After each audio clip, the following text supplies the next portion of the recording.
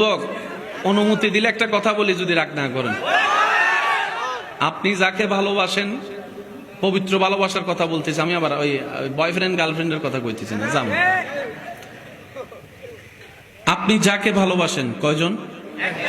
আপনাকে যে ভালোবাসে উনি কয়জন? উনি যদি 10 জনকে ভালোবাসে, আপনি কি সে ভালোবাসা নিবেন? আপনি যখন বলছেন আই লাভ ইউ, সে উত্তরে কি বলছেন? আই লাভ ইউ টু মানে কি? শুনেন, আমি তোমাকে ও ভালোবাসি,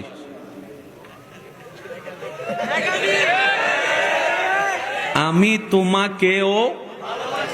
আবার এটা দেখেন, আমি তোমাকেই ভালোবাসি, আমি তোমাকেই ভালোবাসি, আমি তোমাকেও ভালোবাসি।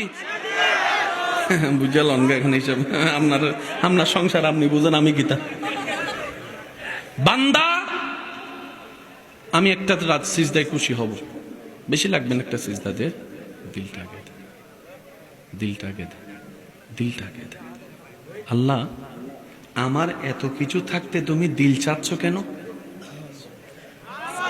আল্লাহ, আমার সারা শরীরে এত কিছু থাকতে তুমি দিল চাচ্ছ কেন? মন চাচ্ছ কেন? কলব চাচ্ছ কেন? অন্তর চাচ্ছ কেন?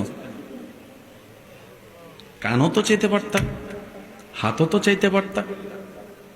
যুবক, যারা সায়েন্সের ছাত্র ভাইয়েরা আছেন, আপনারা মনোযোগ দিবেন। যারা ভাইলোজি নিয়ে পড়ালেখা করেন, আপনারা একটু গভীর মনোযোগ দিবেন, কারণ ইসলামে সব বিষয়ের জ্ঞান আল্লাহ রেখে দিয়েছেন। খুঁজি নাই, ব্যর্থতা আমাদের। তালাশ করি নাই, ব্যর্থতা আমাদের।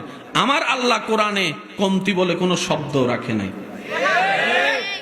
চাঁদপুরের দিকে একটা, ওই যে যেখানে বেশিরভাগ সময় জাহাজ ডুবে যায়, শিপ ঢুকে যায়, জায়গাটার নাম কি? কি বলে, কি বলে? আচ্ছা, ওখানে কয়টা নদীর মিলন?